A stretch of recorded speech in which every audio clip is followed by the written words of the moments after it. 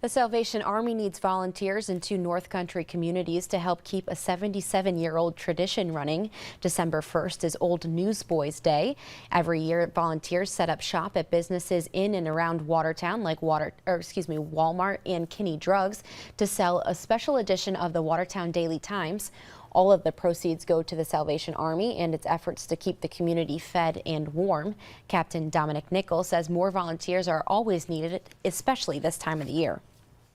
Between the kettles, Old Newsboy Day, and everything else that comes in at this time of year, this is when we're able to do things that are going on behind me, like the Thanksgiving meal, and so much more. So Christmas season, the holiday season, it's truly when we need your help.